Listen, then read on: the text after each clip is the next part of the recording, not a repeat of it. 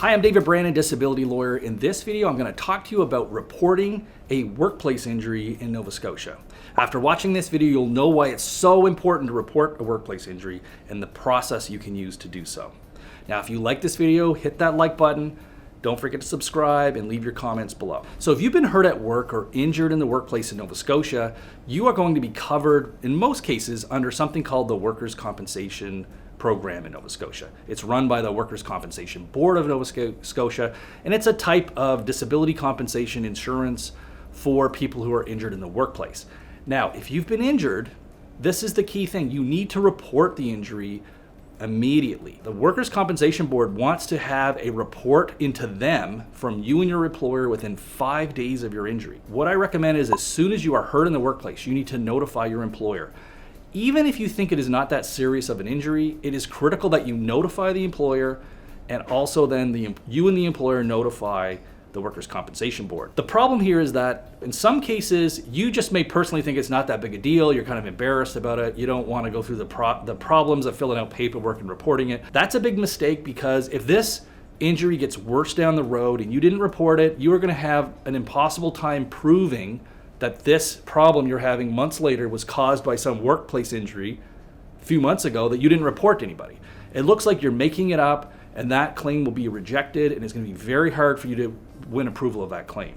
So no matter how minor this seems, you need to report the injury and make sure that it's on the record. Now, there's another problem that comes up in that there are some employers and some unions even who will pressure people not to report injuries. Now, this happens in many different ways.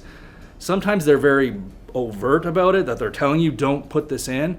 Other times they will gently steer you to apply for EI or to apply for short-term disability rather than report it to workers' comp.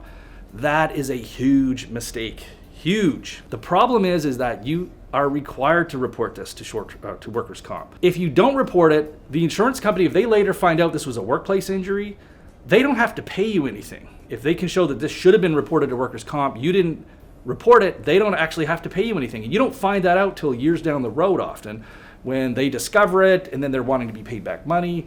It's a nightmare. There's no reason for you not to report it. It's in your employer's best interest, and sometimes the union, if they're in negotiations with the employer, they want to keep workplace injuries down because it affects the premiums and rates they pay. So they have a financial incentive to not report these things. Now, they get in a lot of trouble if they are found out to be doing that. But for you, there is no reason for you not to report this. Sometimes they'll make it sound to you like, oh, the workers' comp is a nightmare. You're not going to want to deal with them. You're better off just doing EI. There's some truth to that, but not really. Like, workers' comp is not always a nightmare, and you are much better off to have reported this injury. So what happens if you're in a situation where you've notified your employer immediately? You know you have 5 days for you and the employer to fill out the WCB injury report form and get that sent in, either faxed, mailed, emailed. Some employers can even submit it online.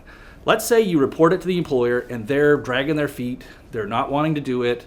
You just worry that this is not being handled properly. Then what I would suggest is to either reach out to a law firm like us who can help you get that report put in, or you can go to your doctor and report the injury to your doctor. That's important for you to do no matter what, but get it on the record with your own doctor that this was a workplace injury, and doctors actually have a form that they can submit to the Workers' Compensation Board of Nova Scotia to report the injury. Once that happens, that will trigger a process within the Workers' Compensation Board, and they will then reach out to you and your employer to say, where is the injury report?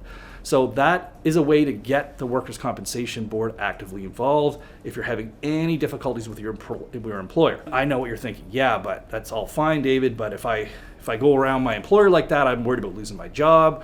I might not get promotions. That is true. There are some employers who will kind of retaliate against employees who file these reports, but know that you do have some standing here and that you do have some rights, and there are protections that prevent employers from retaliating against people. What I would suggest is reach out to us for a free case review if you're in one of these difficult situations, and we can help come up with a plan to help you navigate through it, either by having us apply for your workers, file the injury report for you, or getting you to do it through your doctor, and also how to assert your rights and be protected so that your employer doesn't retaliate. So in summary, you now know the process for reporting a workplace injury. You have to first report it to your employer, report it to your doctor, then you and the employer have to get a form in within 5 days. If you like the video, hit the like button, don't forget to subscribe, and leave us a comment. We'd love to hear from you, and we will respond to all comments.